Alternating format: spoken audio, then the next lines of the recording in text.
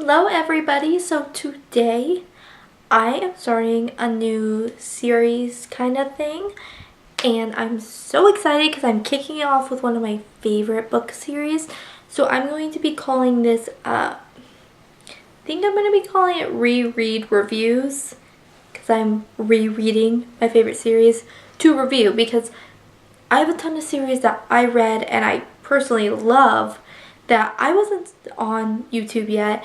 I didn't have any book reviews going up yet, and I want to review those because they're my favorite books and I love them. So today we are kicking it off with the Selection series by Kiera Cass. I just finished this tonight. I love this series. I love anything to do with like castles or like royalty. I loved The Crown on Netflix and all of that kind of stuff. I love Rain. So good. So I really enjoyed this. I've also been following Kiera Cass since she had this is going to be embarrassing, but she had a channel with her friend Liz called Twi Curls, and that was like in the Twilight days, and I want to do reviews on those to see how I like them now that I'm older, because I read them around like middle school, going into high school. So now that I'm almost 22, I want to see how I like them more because those molded me. So those will be coming up, but we're talking about the selection today. And yeah, I'm excited. FYI, if you hear like random like licking or snorts or snoring, it's my dogs. I have 2 pugs. I'll put a picture on the screen of them. They're named Lucy and Spike, and they sleep in my bed. And it's nighttime right now, so yeah. And she really hates this light behind me. She thinks it's a monster, and she was barking at it the whole time I was setting it up. Luckily, she's now resorted to licking, so still driving me insane, but anyways. If you don't know what the selection is about, the selection is about a girl named America Singer, and in this world, it has been after the 4th World War in America, and America and Canada has been combined into what they call, I call it Iliad. That's not the correct way of saying it. It's like Ilia,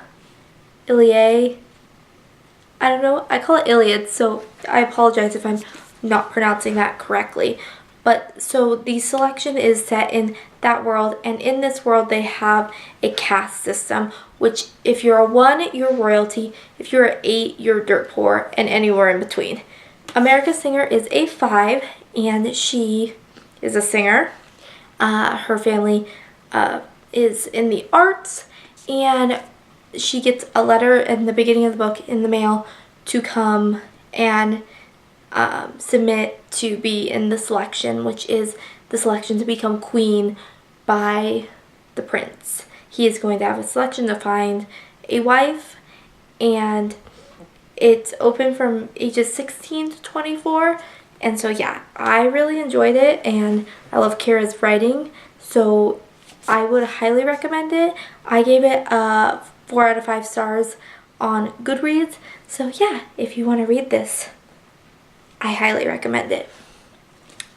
So if you have not read the selection and you don't want to be spoiled, I would leave right now and then come back and we can discuss it in the comments and in this video. And yeah, so bye. Alright, so you have all read the selection. I mean, it's a pretty old book. I would assume everyone here has read the selection if you're on my review. I have all my notes that I wrote out, and we're just gonna get right into it because I have a lot of thoughts about this book because for me, I read these books back to back to back, and I thought things in the selection happened, or things from the Elite, which is the second book, happened in the selection, and when it ended I was like, but what about this part? And now that I'm reading the Elite again, I'm surprised, and I was like, oh wait, I've mixed them all together and I don't remember parts, and it's so much fun because I'm rereading it and it's like reading it again, but like I know a little bit more. So I'm excited. So we open up the story to America getting this letter, and her mother wants her to be in the selection because she thinks she's so beautiful and she's so talented, and I mean any mother would want her to, but America is adamant that she does not want to be in the selection. She doesn't want anything to do with that because she's in love with Aspen. I hate Aspen. I can't stand Aspen in this book.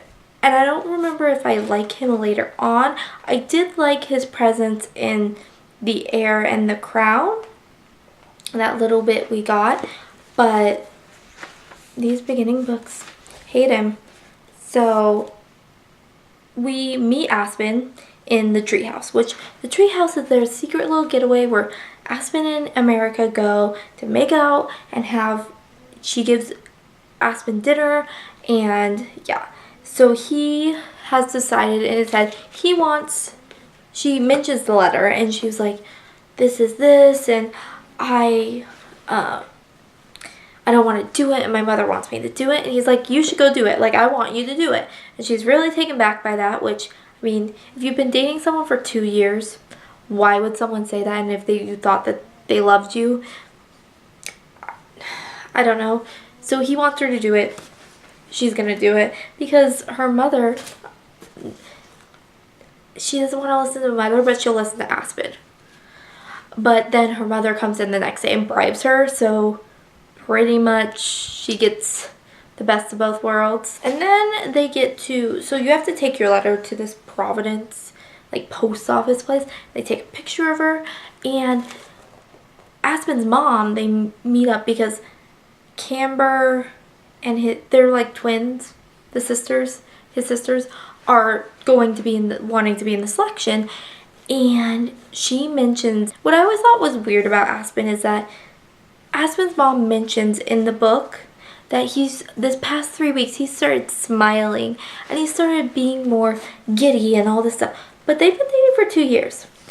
Why was he all of a sudden this giddy person when they've been dating for 2 years?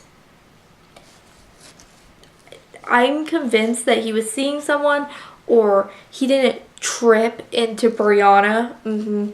Yeah, that's the classic line. I just tripped into her. No, you didn't just trip into her. Like, again, I don't like Aspen. So then, after she submitted her letter and everything like that, and she makes this dinner, and Aspen is mad because he has his pride hurt and he doesn't want her to take care of her and all this stuff, and they end up breaking up. And Aspen's like, I don't want to be with you anymore. I don't, like, go off, and I don't want to be with you. 1, he doesn't even know if she's in the selection yet. 2, like, why would he break up with her before the selection? Because he was seeing someone. It's because he was seeing something. I'm convinced that he was seeing someone, and it wasn't just because he knew she was going to be in the selection, because we didn't know that. We had no idea yet.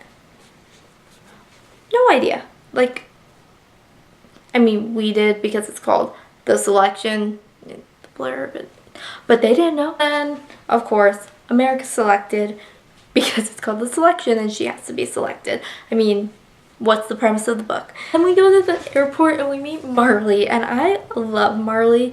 If there was ever like a selection movie, which not the CW selection with Enzo as a Maxon, who is that? I don't know that Maxon. And the blonde America, excuse me, she's a redhead. That's why I love her, because I've always wanted to be a redhead, and I love redheads. Anyways, love Marley. She is gorgeous, she's blonde, and she's fun and bubbly, and just everything about Marley I love. And there was things I picked up about Marley in this book that I didn't pick up until this read through that's gonna happen in the Elite. So I love that. I love Marley. And it's even better because later on in the Heir she has that son. I love Kyle. We meet Marley in the airport and they go to the castle, and immediately when they're in the makeover, she doesn't want to be changed. And I really like that because she doesn't want to change for Maxon. And I think that's one thing Maxon likes about her, is that she never was trying to be someone else. And that's, in the selection, that's a good thing. Other books, it kind of gets a little out of hand. But she never tried to be someone else, and they built that friendship. And I love my baby Maxon, so. But then we have the famous interaction, the very first time that they meet, and this is in the garden. So she goes and she's claustrophobic and she's freaking out, and he lets her out in the garden, and she has like this massive freak out and screams at him and knees him and knees him in the place you don't want to be kneed. And I just thought that was so funny, even the second time around, because like, one, if it wasn't Maxon and it was any other like prince, she could have been hung for that or kicked out of the selection or all of these different things. But because Maxon is just the sweet little, I love my baby so much, he is my fictional husband. I love Maxon. I think he's so sweet, and even through this book I think he puts up with a lot of crap from America, and he's just the perfect prince. I love him. I love him. And I always imagine him as like the classic, like everyone imagines like Max Irons. I'll put him on the screen. Him as like Maxon. And that's so funny because he was in The Host, and like a lot of people, like I don't ever see him as the host characters, even though that's one of my favorite books. I always see him as Maxon, and I just always love that. Which, on this topic, I always envision, and I don't know why I envision him, but Liam from The Hunger Games, he plays Gale, but I always envision him as freaking Aspen. And this was even before The Hunger Games, like always, and it's just like in my mind. And I think a really good America would be Sansa, the girl who plays Sansa in Game of Thrones. I think she'd be really good at America. I don't know. There's just something like. Anyways, off topic. We're back to the book. Oh, and then we get into the story of the little, like, I loved the bet. I thought that was so cute. Still to this day, I thought that was really cute how he wanted to bet if May would cry, and she didn't, but he still gave her the pants, which I thought was really nice. And he got what he wanted. She got what she wanted. And they came up with this communication tool of like tugging the ear, which I always am like, how did they just like kind of pull at their ear, or like just kind of touch it? Like that's like a big thing, is like tug your ear. And I mean I like it. I thought it was a cute little communication tool, so they could meet each other whenever they wanted. And that's like a sure sign. America should have known like he was gonna develop feelings if she was spending so much time with him. Like America's really frustrating because she doesn't pick up on things like that. And I don't know, she's kind of a flawed character, but like I really love her, and I get her a lot of the times because she's so stubborn and she's so fiery and all this stuff. So I understand where she's coming from, but she's kind of stupid. For a very smart girl, she is very dumb. Another really cute thing I enjoyed in this book was that photo op where they all took pictures with Maxon, and I just thought, I don't know, just like the interactions between them where they're taking the pictures laughing, and he's like poking her and like making her laugh and making her less nervous to be in front of these cameras she's not used to, and just like wanting to in front of these things that she's not used to. He really makes her comfortable, and I think that is like, I don't know, that's just so sweet, and that interaction was really fun and cute. Well, before this we got the first rebel attack, which was the Northerners, and they're less violent, but like I think it's pretty violent to be throwing things at windows and like pretty much like invading the castle, because what was a Northerner gonna do? Not take out of guard if they came in contact with them? Like, no, they're gonna take out of a guard. They're gonna be violent. I don't care if you're a Northern or a Southern person, like, rebel, you're gonna be taking people out. Like, sorry. So that was interesting. The first rebel attack was the Northerners, which I think they're all working together at some point. Another part I really loved about Maxon was that America did talk to him about the hunger thing and how that's a really big problem in the country, in Iliad, and he took action right away. He created these soup kitchens and created these places where others could go, and took away money from the 2s and the 3s that didn't need the money. I mean, who really, like, did you really need the money, Celeste? No. Which, by the way, Celeste is a little bee in this one, and I can't even. She drives me insane. Like, the rips America's dress, like, take off your dress. Yeah, let me just get naked right here for you to take off my dress. Like, no. I'm sorry, I'm gonna keep the dress on that my maid's made for me, and you can go away. Oh, you don't like that, so you're gonna rip my dress?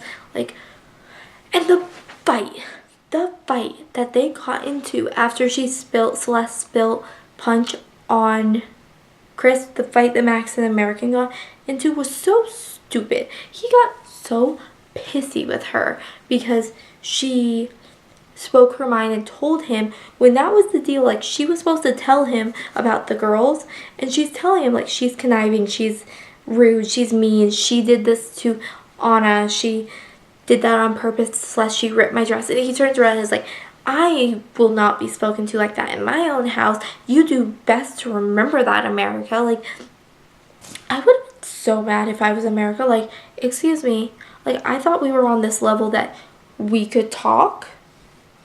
Sorry, but no, like,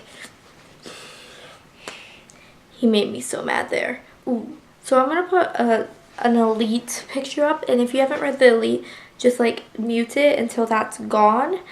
But I noticed in the book there is a part where the Queen's family comes and someone else comes, another royal family. I want to say they were from Sweden, but I don't think that's right. But they come, and Marley's sitting on the bench, and America comes over and is like, hey, you might want to go under a tent, you're going to get sunburned. And Marley is standing by a guard. And she doesn't want to, like, leave the guard, and she wants to, like, stay there on the bench. Later on, she tells America, like, she's not feeling anything for Maxon, but she doesn't want to leave the castle. I did not pick up on this until what happens in the Elite, the caning happens, and I was like, oh my gosh, like, that's where she was, like, talking to Carter, and she was talking and, like, having these little, like, secret sessions with Carter.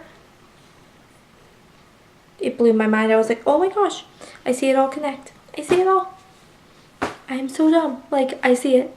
So if you didn't see that the first time, go look on page 265 and you'll see it. And I was like, oh.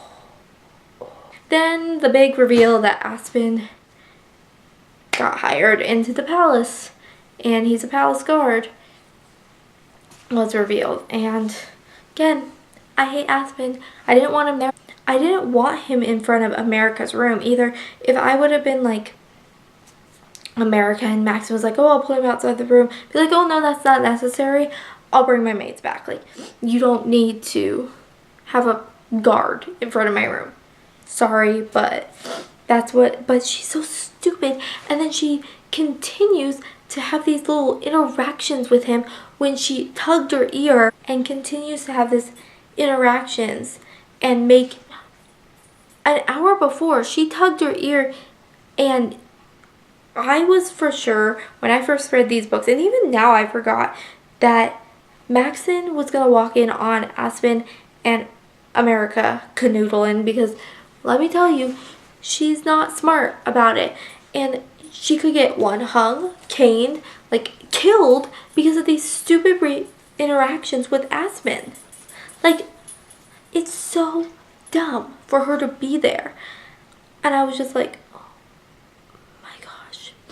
and she has the penny, and he's like, oh, you kept the penny because you still love me, and you still love me, but he's mad at her because she likes she likes Maxon.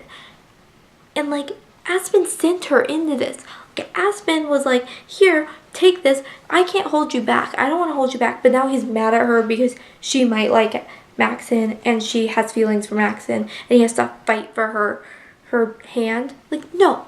You need to go away. You need to leave her and give her a chance to be with Maxon like you said you were going to, and not put thoughts into her head and put all these things. Yeah, and I was so mad. And then after the elimination to make it the elite, which is Celeste, Elise, Natalie, America, Marley, and Chris, she kind of shuts him down and is like, no, like, I'm here for the selection. We can't do this, and this. But like, I know later on she's gonna be like, oh, Aspen, like, I still love you, blah, blah, blah, and be like in a relationship with both of the boys. Like, so stupid. She's literally so frustrating, and he's frustrating too. I just want him to go away. Like, kill him off. I want him off. Get out. So that is my review for the selection. I hope you enjoyed it. I am going to be reviewing the elite and the one as well. I don't think I'm gonna review the air, but I do have the crown. If you've read that one, I have a book talk for that, so you can just put that, I'll put that in the iCard and you can go watch that. But I love this series, so I hope you enjoyed it, and I will see you next time for the review for the elite. Bye, loves.